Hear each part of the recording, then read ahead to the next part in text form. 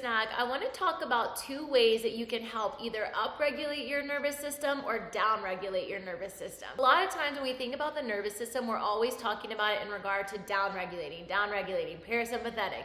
But sometimes we need to be in the sympathetic state. It helps us get out of bed. It helps us to react if we're driving and someone cuts out in front of us. It helps us to be aware of our surroundings if we're in a situation where that is necessary. So it doesn't mean that we never want to be in the sympathetic state. We just want to be able to operate in both parasympathetic and sympathetic in an appropriate way. In order to do this, you can really use yoga asana as a way to stimulate one or the other. In order to create a more sympathetic state, say you're needing a little bit more energy, a little bit more oomph, then you can start to go into more heart openers, extension, exposing the throat. Do this in a safe environment because it can also feel challenging. You can start with it seated. You might even go to Sphinx pose where you're on your belly, and maybe working eventually into a standing back bend. But having that extension can really help upregulate that nervous system in that sympathetic state. Then take it in the opposite direction. So taking the head down below the heart, maybe a child's pose or a forward fold.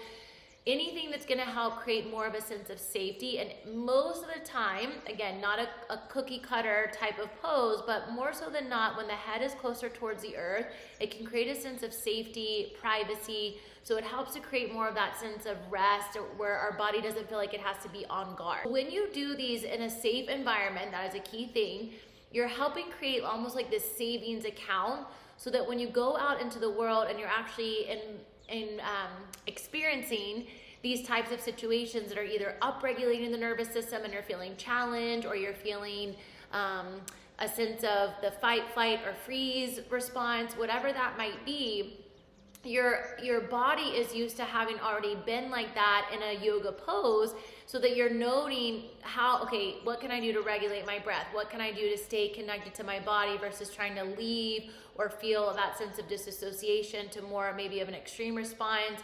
And then you can also then actually do the pose, whether it's a forward fold or a child's pose or whatever, to help create more of that sense of safety. But again, it's creating this blueprint where your body already knows what it needs to do when it's experiencing those types of situations, maybe in the real world, off of your yoga mat. I hope that makes sense. A lot of times, as I said, when we think about the nervous system, we always think that sympathetic is bad and parasympathetic is good, but both are needed. So I think having an awareness of what postures can help stimulate one or the other as appropriate or as needed can be sometimes very, very helpful.